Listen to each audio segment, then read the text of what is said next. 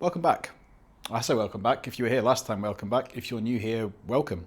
As I slowly descend into madness trying to fit this Yamaha Thunderace engine into my K-Truck. I know I said it'd be a couple of days. It's been more than a couple of days.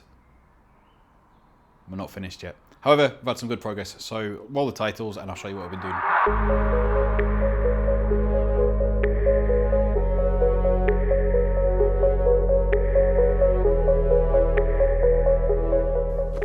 So we're sitting on the floor for this update because I'm tired.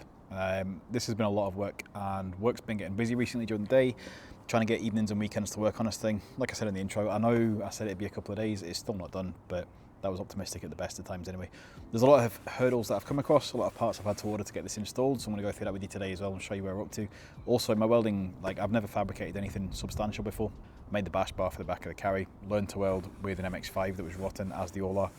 So I had to kind of stick body panels together, but this is my first time trying to fabricate something actually structural.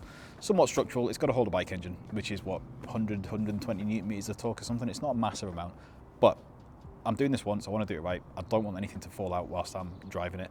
So I'm trying to take the extra time to make it as strong as I possibly can. It's probably over-engineered, but that's compensated for with how bad my welds are. But yeah, let's have a little look around and see what's been happening. So you can see there is at engine in and truck, and if you look down here, you'll see it's not even resting on blocks of wood anymore. So that's good. That means that the engine is now in place and I can start figuring out how everything else is going to get routed to it. Lots of things to figure out. I know it's a carbureted engine, so there's less electronics to worry about, but there's also sensors that I want to add. Things like the clutch mechanism is hydraulic on this, which is a bit annoying. Didn't realise this till after I bought the bike, but there's the push rod for it. And it's awfully close to the UJ for the sprocket adapter.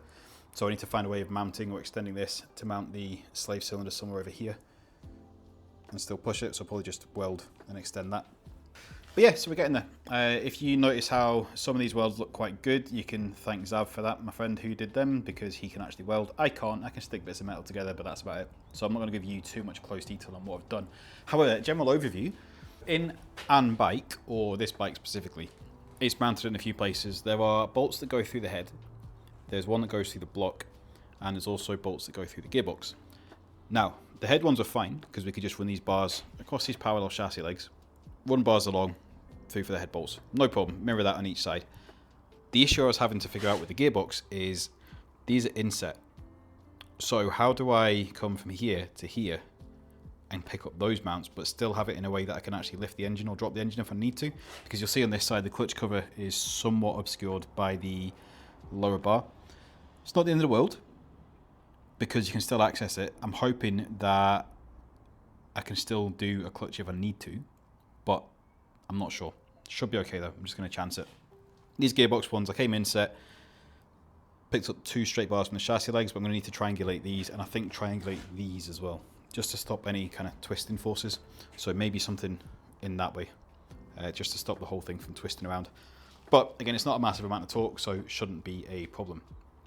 Something else that I've been probably massively overthinking is pinion angle, or in this case, engine angle, because the pinion angle's set. So after lots and lots of YouTube research, I heard a lot about pinion angle, how important it is to get it within a certain tolerance range. I don't know how important that is. I don't know how many people have done these engine swaps and paid attention to pinion angle, but pinion angle. I'm going to say that quite a lot. But pinion angle is basically the angle of your pinion face here from vertical. It's not completely vertical, it's slightly tilted back. The third member points up the way. And your sprocket, you need this to point at the same kind of angle. Now, I've heard apparently you need between 1 and 3 degrees, which that allows the needle bearings or the roller bearings to have a bit of friction to make them spin. Otherwise the bearings can just get stuck and not spin, and you end up getting premature wear on the universal joints. For me, that's set to 0 there, 0.04, 0.05, and then set here, we're sitting at about 1.92 degrees. That's the difference between the pinion sitting like that and the engine sitting like that. I hope that's enough. We're going to find out the hard way if it's actually enough. I don't know if I need to get it closer, but with my fabrication skills being absolutely non-existent and it's being wung winging it, wung, past tense. To wing a verb. I don't know. We'll see. We'll find out. Probably. Don't know what's going to happen here. But it's as close as I think I can realistically get it. I'm certainly not going to undo everything that I've done to this point. Just going to send it. As I said, I've got 4-link suspension to go on the back, so if I do get a load of vibration, it's not the end of the world, because when I come to put the 4-link on, I can just tilt the pinion to whatever angle I want then. But 2 degrees, hopefully it's enough. I've heard between 1 and 3 degrees is what you need. So let's see what happens. But also, as your suspension compresses, your pinion angle changes slightly too, which is why I want to get the parallel set up, because then you can set the pinion angle to match the sprocket, and then when it's parallel, it means the pinion angle is not going to change under compression. It's fancy. It's not fancy, it's quite basic suspension, but it's a lot fancier than these leaf springs and saggy shocks that are a million years old. However, good news, if you look at this little guy, if I start doing this,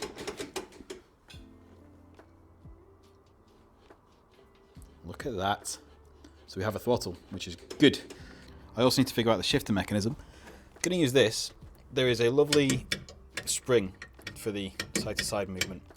So I'm going to relocate the spring onto the top and have little ears on here so that when I push it forward and back, it's going to be sprung. I have a new cable on order for this as well. Even though the gearbox sat about here, and the linkages came to about here in the original engine and gearbox, it doesn't wrap around far enough to get to this little arm. I'm going to attach one end to the shifter, other end to this. That's down, that's up. And I'm going to have another plate made here, which the cable can come from in here, wrap around, and then come straight into the shift selector here, and then push it and pull. So that's my shifter mechanism figured out. And we've also got the handbrake, which is okay. However, I've got something else coming for that, which isn't here yet, so I'm going to show you when I get it. But I've got a few little tasty treats to put in here. Clutch cable is another one to figure out, and for that, because it's hydraulic, obviously the truck has a cable. This is hydraulic. So what do? So, if you come on over to my little box of stuff, we have this AliExpress job. And this is nice and cheap, but this has got a master cylinder under it. So the plan is to have this mounted somewhere down here. Haven't figured out where yet. This is going to mount onto one of the bars. The cable is going to pull it. That's going to pull this. And then I've got a hose which is going to run from this handle down to the slave cylinder down here, which is a bit of a bodge. It should work in theory. All of my man math says that it'll be absolutely fine. I don't know until I try it, but that's my plan for that. And we also have the radiator from Tedua, as you can see on the front. So this is from an EG Civic. I eyeballed the measurements and it looked close enough. But if you look closely, you can see some obvious evidence of mild fettling with a hammer or a persuader.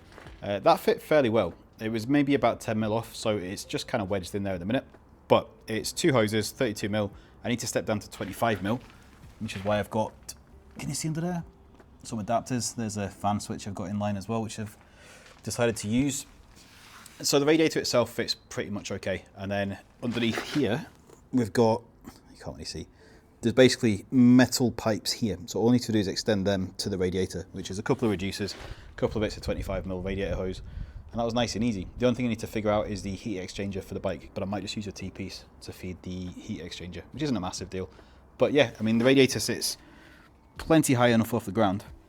I know it's a little bit lower than the stock one, but I needed to do that because the radiator cap on a stock one is normally there.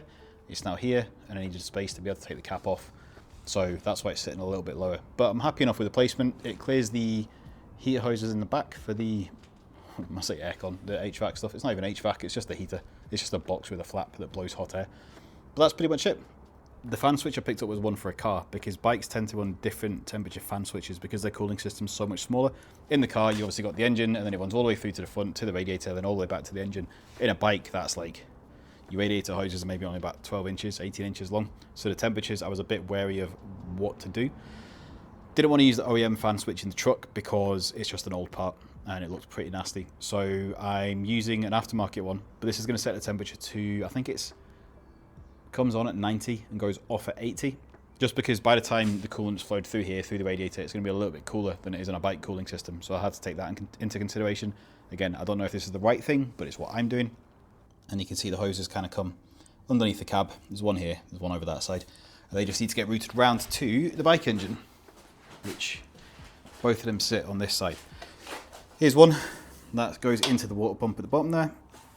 And then the other side is around here. Can you see that? Yeah. Basically, it goes around this side of the engine. So all I need to do is extend the hoses from here. I've got new hose in a box over there. I just bought 5 meters of this stuff. So I'm going to extend them, come around to here, hook into the engine that way. And then the only thing I need to figure out is the heat exchanger for the oil. This little guy. So one goes into where the thermostat is at the back of the head. This one I'll need to potentially run a T-piece, but because my hoses are going to come around this side, that's fine. I can tee off that and that'll feed the oil cooler. Exhaust is going to be super tight. So today I'm going to offer that one up and see how much space I've actually got. So let's grab the exhaust. I need to, oh god, my can's a monster. It's been a long week. Get the exhaust, offer that up and see if I've actually got any clearance or if I've just made a terrible mistake. So this is the exhaust that came in the bike, and it's not a standard one. The standard one comes with something called an X-up valve, which is like an emissions control device. It's controlled by 2 cables and 2 motors that open and close this valve from the exhaust. A lot of people don't like that. Apparently it has a lot of issues as well. So somebody's removed it and fitted a full stainless system, which is great until you realise the absolute state of it. Previous owner, maybe someone before him, I don't know, obviously had an exhaust leak. Instead of taking the exhaust off and replacing the copper rings, the crush washers, what they did was just crank the flanges down really, really tight. I don't know if you can see. They're broken. In fact, I need to cut them all off because I'll show you in a second. I've put repair flanges on, but because the repair flanges are thicker, I needed longer studs. Half the studs snapped when I took the engine apart. The other half of them wouldn't wind out. They're just stuck. Even welding nuts on the end, people will tell me, just weld a nut. No, these were stuck. I drilled the head out. Took a long, long time. Put the longer studs in, and now hopefully this is going to fit. So I think what I'm going to do is I'm going to chop the exhaust maybe somewhere around here.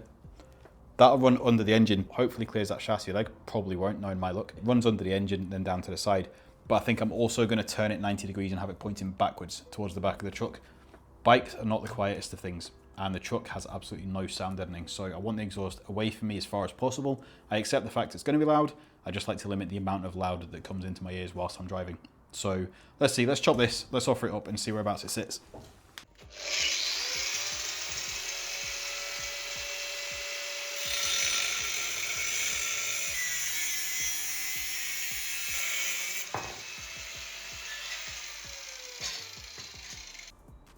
So we've got the box chopped off to give us this. I cut it here because it gives me a nice straight section, so I can probably flange that or put a slip joint on it. So I can have a joint kind of there and then have the back box section separate. Also got rid of these stupid flanges.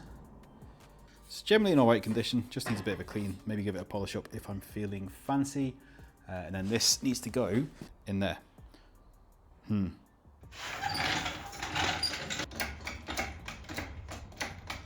The oil filter actually sits in the middle of the runners for the manifold. You can see down here, that's not going to work because there's no way I can get the manifold around that and go on from the front. So I'm going to take the oil filter off. It should just spin off. It's not even tight. Spin that off. You can see here's my sandwich plate with my sensors, there for oil pressure and oil temperature.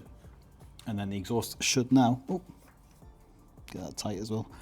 Then the exhaust should hopefully slide up from underneath and then fit into the head, kind of that way. Yeah, so coming as a complete surprise to absolutely nobody, it's just contacting this here, but this is just a little lip that I can probably smash and move that out of the way.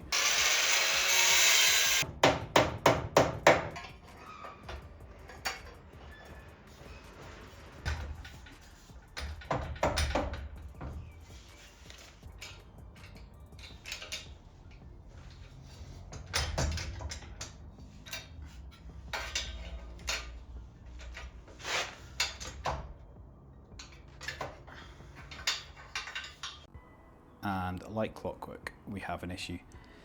So I've managed to get the exhaust to clear the frame, which is okay because it's solidly mounted, so there's going to be no movement. That's not a problem. The problem is though, the curvature of these runners means I can't actually get the flanges over the longer studs because as the runner curves away, the flange won't sit flush against the pipe.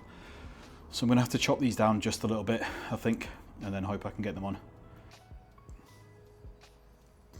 Feeling a bit defeated, if I'm being honest. It's not the end of the world, don't get me wrong. This is something that can get sorted. I think if I chop the studs shorter, it'll fit. The main thing is the manifold clears the frame, so that's good. And because the engine's solidly mounted, it's not going to move, so I'm not going to have any clearance issues. It's just annoying because the studs broke on the original head, because the exhaust has captive flanges on it as well. I didn't want to cut the pipes and have to re-weld pipes, but then these repair flanges are too thick, so the studs had to be longer. which means that now the flanges don't go over the end of the pipe. So that's something to figure out. So on that note, in fact, no, let's end it on a positive note. The good news is the truck has at engine. It's in there. It needs fully welded in, which is fine. I get that. But it's progress. And it might be a small step, but it is still progress. I think I fooled myself into thinking this would be quite easy. When I actually got my head around the maths of cutting things and welding things and putting it all together, it's kind of snowballed. And there's a lot of parts on order that I've had to get that I didn't think of. But that's fine. All these parts are coming. But yeah, I'm tired. What time is it? It's like 8:30, 9 o'clock at night. I'm tired. I want to go home, get something to eat. And I shall have a think with a fresh set of eyes tomorrow, and hopefully next time you see this, there'll be a bit more progress and a bigger step. Anyway, thanks for watching. Good to see you again. Bye.